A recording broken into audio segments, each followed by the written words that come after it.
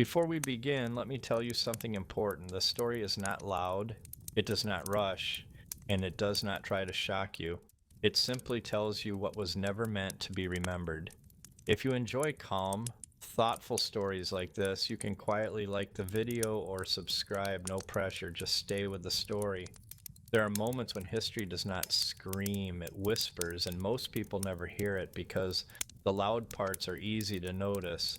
Wars, victories, defeats, revolutions, they fill pages, they demand attention. But the quiet parts are different. They hide between sentences, they disappear between chapters. They are removed so cleanly that no one notices they were ever there. This story begins with one such absence, not with an event, not with a character, but with something missing. It started in a place few people visit anymore.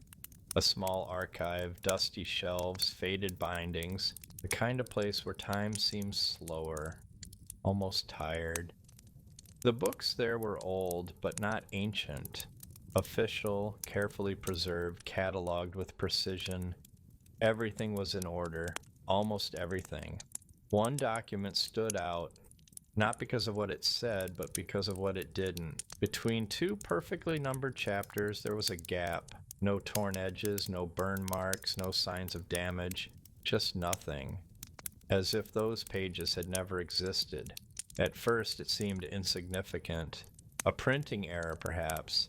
A clerical oversight, something mundane. After all, books make mistakes. History is full of them. But this was different. The page numbers continued normally. The table of contents made no mention of a missing section. References jumped smoothly from one idea to another, as if the absent part had been planned out of existence. Someone had not destroyed these pages, they had erased them. That detail matters more than it seems because destruction leaves traces, but erasure does not. And whoever removed those pages knew exactly what they were doing.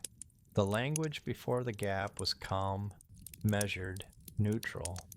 The language after it had changed, not dramatically, just enough. A sentence felt heavier than it should have been. A conclusion arrived too quickly. An explanation seemed to skip a step, as if the story was continuing, but the reason behind it had quietly vanished. Most readers would never notice. They would read the page, absorb the information, and move on. That is how history survives edits, not by force, but by habit. But once you notice the silence, you cannot unhear it. And once you realize something is missing, the entire story feels different. The missing pages did not describe a battle or a king or a dramatic turning point. That would have been too obvious.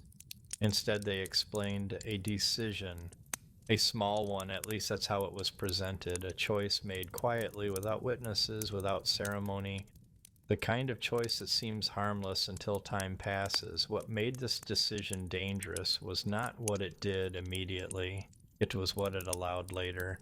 The story before the gap spoke of stability, order, balance. The story after the gap spoke of consequences, adjustments, necessary changes, but nowhere did it explain why those changes were necessary. That why had been removed. And that is where this story truly begins. Not with what happened, but with what was hidden. Because when you remove context, you change meaning. And when you change meaning, you change memory. The people who removed those pages understood this very well. They knew that future readers would not question the flow. They would accept the narrative as complete. They would never ask what came before the consequence. Why would they? Everything appeared intact, but silence has weight. And over time, that weight reshapes everything around it. The missing pages were not removed to protect the truth. They were removed to protect a version of it, a version that felt simpler, cleaner, easier to explain. Because the complete truth made people uncomfortable. It questioned motives, it complicated responsibility, and so it was quietly taken away. And so it was quietly taken away. That was how the missing pages ended, not with destruction, but with intention. The researcher sat still, staring at the place where the story should have continued, feeling the strange weight of something unseen.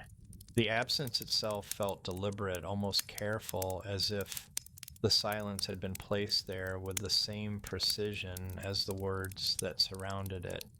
What disturbed them most was not that something had been removed, but that whatever had been removed was powerful enough to require silence across generations. As the hours passed, one question refused to fade. Why hide this at all? If the missing pages truly held nothing important, there would have been no reason to erase them so cleanly. People do not work this hard to remove something meaningless. Silence, when chosen deliberately, is never accidental. It is a decision, and like all decisions, it has a cost. The researcher returned to the text, this time not reading it for information, but for intention. Every sentence before the missing section was careful, almost restrained. Every sentence after it felt slightly defensive, as if it were quietly justifying something that had never been fully explained. The story no longer felt neutral. It felt guided. Slowly, a realization formed. The missing pages were not removed because they were false. They were removed because they were too true. In the fragments that remained, certain words appeared more often than expected. Words related to restraint, delay, compromise. There were references to agreements made without witnesses, decisions taken without public record, actions described as necessary but never fully explained. These words were harmless on their own, but together they formed a pattern that pointed towards something the official story did not want examined too closely. The researcher began comparing the text to other records from the same period: letters, trade logs, administrative notes. Nothing dramatic appeared, no scandal, no sudden collapse. Instead, there was consistency, too much of it, as if multiple sources had been quietly adjusted to align with the same version of events. This was not censorship done in panic. This was censorship done patiently. It became clear that the missing section had not been removed to protect people from chaos, but to protect a structure from scrutiny. The truth it contained did not threaten stability in the moment. It threatened legitimacy over time. Because the hidden truth was not about what happened, but about who decided it should happen. The story hinted that the original decision had been made by a very small group, not leaders celebrated in history books, but administrators, advisors, and record keepers, the kind of people whose power does not come from visibility but from continuity. They did not rule openly, they endured quietly, and they understood something most rulers did not. People forget faster than institutions fall. The missing pages described a moment when an alternative path was briefly considered, a choice that would have led to a slower outcome, a less efficient system, but a more transparent one. It was not rejected because it was impossible. It was rejected because it was inconvenient. Transparency invites questions, and questions invite responsibility. Silence, on the other hand, keeps systems intact. Those who knew the full truth faced a choice of their own: speak and risk consequences they could not predict, or remain silent and allow the system to move forward unchanged. The story did not frame this choice as evil.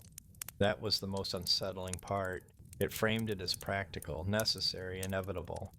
And that is why the truth was dangerous, because it did not paint villains. It revealed human reasoning. The people involved were not monsters. They were careful. They believed they were preventing greater harm. They believed that revealing the full context would create doubt, resistance, and instability. They chose silence not because they hated the truth, but because they feared what people would do with it. Over time, that silence became policy, then tradition, then fact. New generations inherited the edited story without ever realizing it had been touched. The missing pages faded not because people forgot them, but because no one was ever allowed to know they existed. The researcher realized something else then. This secret was not hidden once.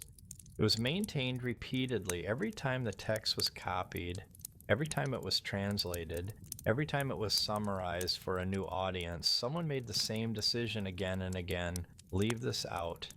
And that repetition revealed intent. The reason it was hidden was not tied to one era, it remained relevant.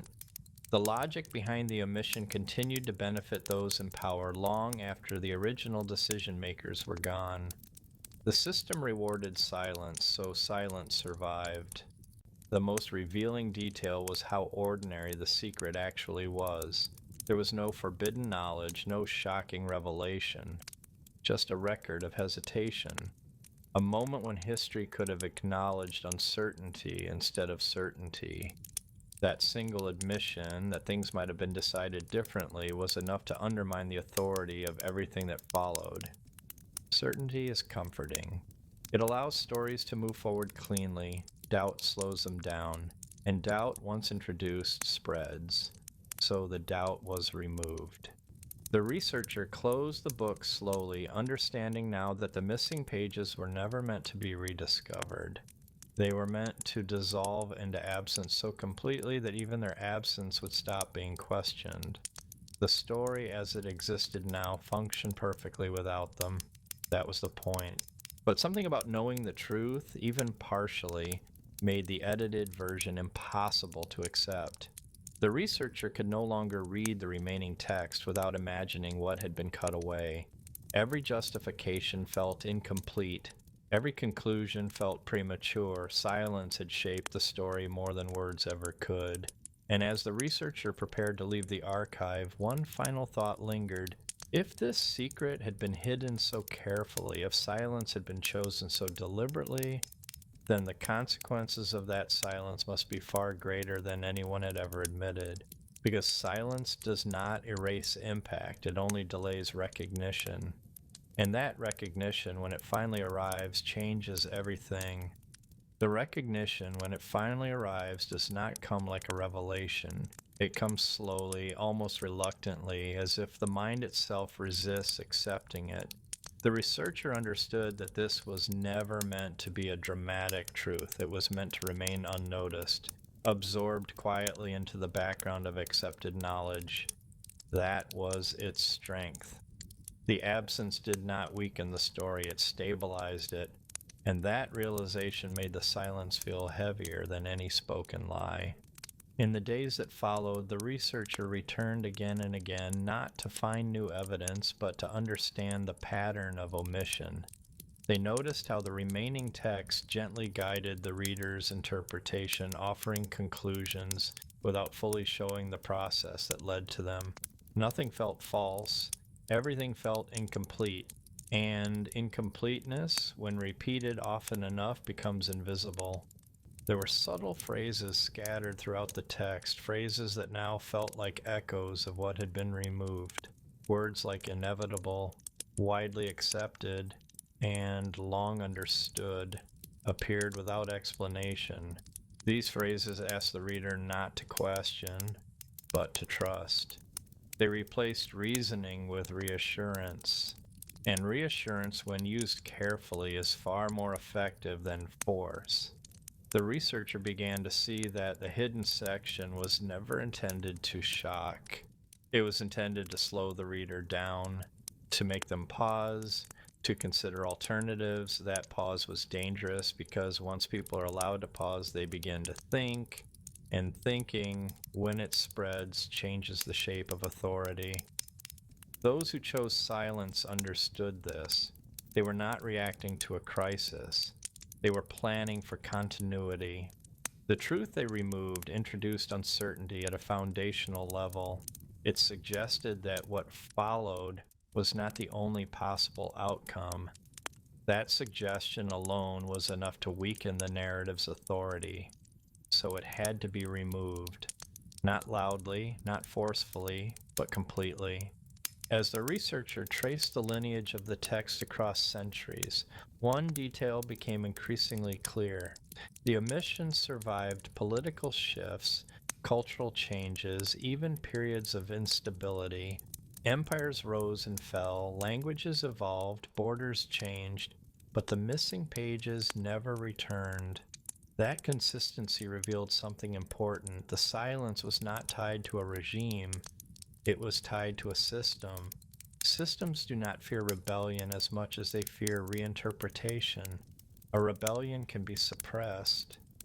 Reinterpretation spreads quietly. It changes how people understand the past, and once the past changes, the present becomes negotiable.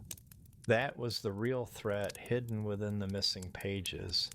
The truth, as far as it could be reconstructed, suggested that the original decision was framed as temporary, a compromise made for now, a delay, not a denial. But temporary silences have a way of becoming permanent. Each generation inherits the decision without inheriting the context. Over time, no one remembers that a choice was ever made. It simply feels like the way things have always been.